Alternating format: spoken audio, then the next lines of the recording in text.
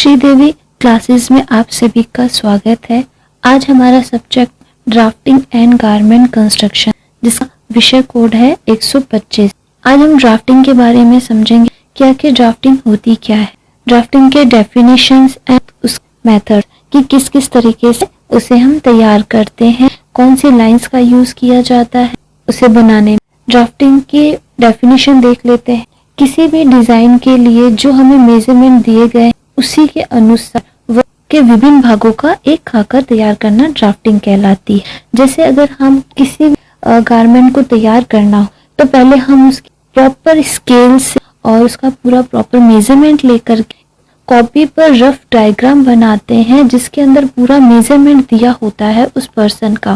Then उसके बाद एक छोटी स्केल की सहायता से उसकी ड्राइंग या ड्राफ्टिंग की जाती है, जिसमें उसमें सारे मेजरमेंट्स फॉर्मूले के थ्रू उसमें के किस तरीके से तैयार करना है ये सभी कुछ बताया जाता है। ज्यादातर ड्राफ्टिंग गारमेंट्स के 1/4 भाग की या हाफ भाग की जाती है। जैसे आप यहाँ पे देखेंगे ये 1/4 भाग की गई है और ये हाफ भाग की गई है। कभी भी ड्राफ्टिंग फुल साइज की नहीं की जाती है। अगर आपका जैसे हमारा बॉडी फिगर होता है वो हमेशा राउंड में होता है, अगर हम फुल साइज में करेंगे तो वो इजीली तैयार नहीं हो पाएगा। जैसे अगर हम गारमेंट भी कट करते हैं, कभी भी प्रोफेशनल टेलर्स या फिर हम घरों में भी कभी कट करते हैं तो हमेशा गारमेंट्स के हाफ पार्ट को ही कट करते हैं या फिर उसका 1/4 भाग लिया जाता है।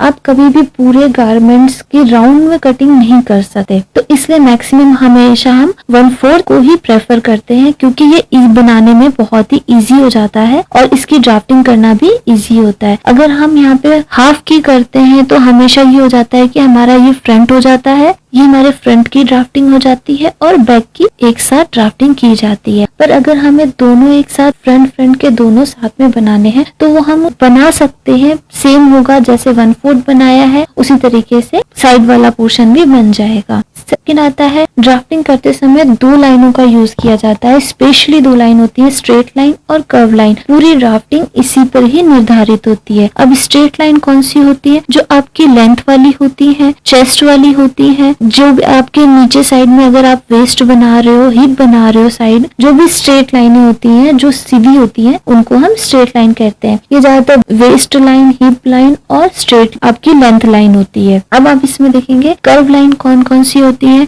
जो भी आप शेप देने के लिए यूज करते हैं, जैसे आपकी आर्म होल की और नेक की, ये दोनों लाइनें आपके कर्व लाइन कहलाती हैं। और बाकी आप अगर जो साइड में आप वेस्ट की शेप देते हैं वो भी आपके कर्व लाइन ही कहलाती है। बाकी आप डिजाइन्स में चेंजेस करते हैं, जैसे डिजाइन्स में हमको कोई बैक पार्ट में सर्कल रखना है या फिर कोई दूसरा डिजाइन देखना है तो उसमें भी कर्व लाइन का यूज किया जाता है। लोअर गारमेंट्स में भी कर्व लाइंस के काफी यूजेस होते हैं, जैसे हमारे हिप के साइड का शेप देना हो, क्रोचेट के साइड का शेप देना हो तो उसके लिए हम कर्व लाइन का यूज करते हैं। ड्राफ्टिंग तैयार होने के बाद हमें 2 लाइंस दिखती हैं, एक होती है हमारी फंडामेंटल लाइंस और दूसरी होती है डिजाइन लाइंस। फंडामेंटल लाइंस तो वो होती है जिसका यूज ज्यादातर बेसिक ब्लॉक्स में किया जाता है। जैसे अगर आप बेसिक बॉडी ब्लॉक बना रहे हैं तो उसमें हम बस्ट लाइन और वेस्ट लाइन, हिप लाइन, आपकी शोल्डर लाइन, ये सब हमारी फंडामेंटल लाइंस होती हैं जो निर्धारित होती हैं, जिनमें हम कभी चेंज नहीं कर सकते। अगर आप कोई गारमेंट बना रहे हैं तो उसमें हमें ये लेंथ वाली लाइन लेनी कंपल्सरी होगी,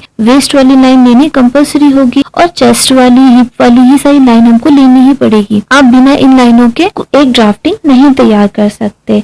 वैसे ही डिजाइन लाइन कौन सी होती है? डिजाइन लाइंस वो होती है जिसमें हमें डिजाइन करना होता है। जैसे हमको कोई कुर्ता तैयार करना है या फिर कोई गाउन तैयार करना है तो उसके अंदर हमें कहीं पे कोई डिफरेंट डिजाइन देना है। जैसे आपको नेक डीप देना है या फिर आप उसके नेक के नीचे साइड में कोई कट लगाना चाहते हैं या फिर कोई अदर फ्लावर अटैच करना चाहते हैं, वो सारी लाइंस जो उसके मेजरमेंट आते हैं वो हमारी सारी डिजाइन लाइन हो जाती है। कई बार हम लोग वेस्ट शोल्डर पे कट हार्ट्स यूज करते हैं या फिर नेक में डिजाइन के लिए छोटे छोटे पत्तियों की शेप की कटिंग करते हैं, उसे हम डिजाइन लाइन, ये सारी मेजरमेंट के थ्रू ही बनती हैं, इसलिए इन्हें हम डिजाइन लाइन कहते हैं। अब मेथड्स देख लेते हैं। ड्राफ्टिंग करते समय हमेशा दो तरीके यूज किए जाते हैं, एक तो होता है फुल स्केल ड्राफ्टिंग और दूसरा rational scale drafting. Full scale drafting तो वो होती है जो आपके इंची टेप या फिर फुल साइज में तैयार किए जाते हैं। कई बार हमने देखा होगा कि